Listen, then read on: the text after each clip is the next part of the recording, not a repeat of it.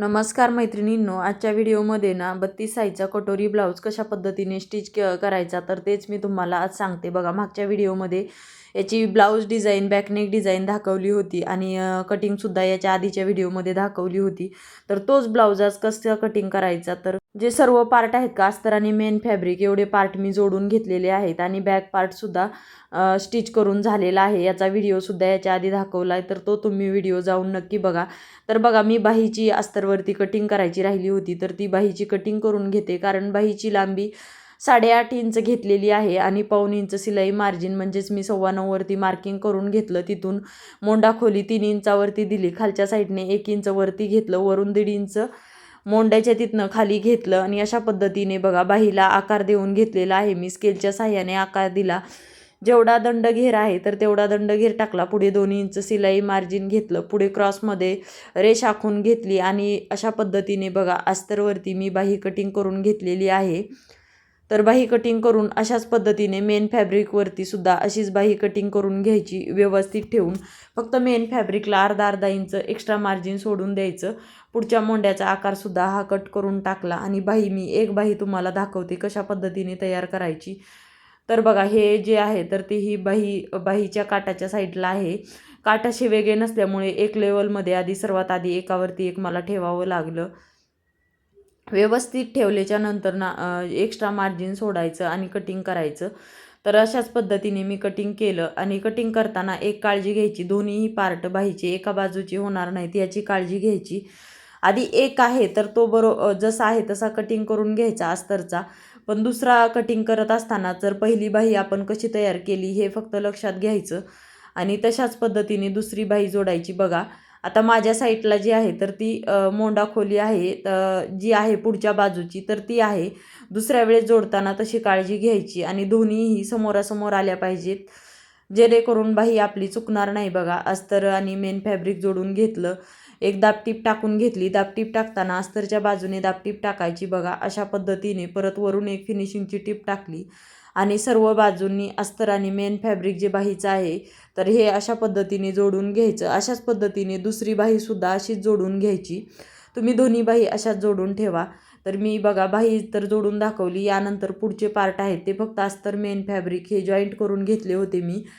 तर ते जॉईंट केल्याच्या नंतर ना हे अशा पद्धतीने ठेवून पाहिले सर्व बरोबर आलेत का. यानंतर टक्स टाकून घेणार आहे मी. टक्स बघा 1 इंच घेतलेला आहे मध्यातून आणि उंचीमध्ये टक्स हा 2.25 इंच घेतलेला आहे. कारण ब्लाऊजची उंची 13 इंच 13.25 इंच होत होती, तर त्यामुळे मी टक्स हा जास्तच घेतलेला आहे. आणि खालून काय होतं, थोडं एक्स्ट्रा कधी कधी कटिंग होतं आणि मग काय होतं टक्स कमी पडतो, तर त्यासाठी ना 1/2 इंच एक्स्ट्राचा टक्स घ्यायचा. म्हणजे जेणेकरून खालीन जरी 1/2 इंच कटिंग झालं, शिलाई मार्जिनमध्ये 1/2 इंच होतं, तर त्यामुळे 2.5 इंचाचा टक्स होतो. तर बघा, यानंतर दोन्ही कटोरीचे टक्स टाकून घेतले. लगेचच एक पार्ट जोडला, त्यावरती साईड पार वरच्या बाजूने घेतला, दुसऱ्या बाजूचा कटोरी वरच्या साईडने आली. कुठलाही पार्ट खेचायचा नाही, दोन्ही हळूवारपणे म्हणजे असा ओढायचा नाही, दोन्हीही असेच जसे आहेत तसे जॉईंट करून घ्यायचे. आणि बघा, यानंतर कटोरी जर थोडीफार एक्स्ट्रा झाली तर खालच्या साईडने एक लेवलमध्ये व्यवस्थित करून घ्यायचं. एक लेवलमध्ये कटिंग केलं की लगेचच दुसरी टीप फिनिशिंगची व्यवस्थित दाबटीपमध्ये टीप टाकून घ्यायची आणि दोन्ही साईडने मी असंच बघा टीप टाकून घेतली आणि साईड पार्ट आणि कटोरी जोडून घेतलेली आहे. यानंतर योगपट्टी जोडून घेतली. तर योगपट्टी बघा मी अशा पद्धतीने आधी जोडून ठेवलेली होती. जर तुम्हाला योगपट्टी कशा पद्धतीने जोडायची तर त्याचे सुद्धा मी व्हिडिओ टाकलेले आहेत. अजून तुम्हाला व्हिडिओ पाहिजे असेल तर मला कमेंटमध्ये सांगा, मी नक्की तुम्हाला योगपट्टीचा सुद्धा एक स्पेशल व्हिडिओ बनवून दाखवेल, योगपट्टी कशी जोडायची याविषयी. कारण 2-3 टिप आहेत योगपट्टी जोडण्याच्या. तर बघा, मेन फॅब्रिक उलट्या बाजूने ठेवून अशा पद्धतीने योगपट्टी जोडून घेतली आणि परत आतल्या साईडला सर्व शोल्डरपासून फोल्ड केलं, परत एक टीप टाकली बघा.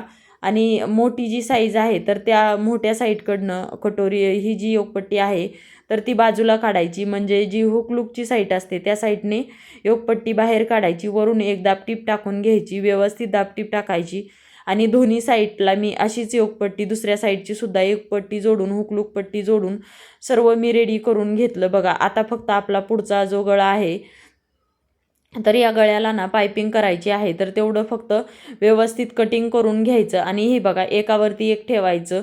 यानंतर पूर्ण उंची मोजून घ्यायची. आपली ब्लाऊजची उंची किती आहे, तिथून खाली आपला गळा किती येणार आहे आणि पाव इंच शिलाई मार्जिनमध्ये जाणार आहे. अशी मार्किंग जर करून घेतली ना, यामुळे काय होतं, तुमचा ब्लाऊजची जी मागचा पुढचा गळा आहे का, तर तो कमी जास्त होत नाही. त्यासाठी अशा पद्धतीने पायपिंग करताना काय पट्टी बसवायची असेल, पायपिंग करायची असेल, तर अशा पद्धतीने मोजून घ्यायचं, जेणेकरून ना मिस्टेक होत नाही त्यासाठी.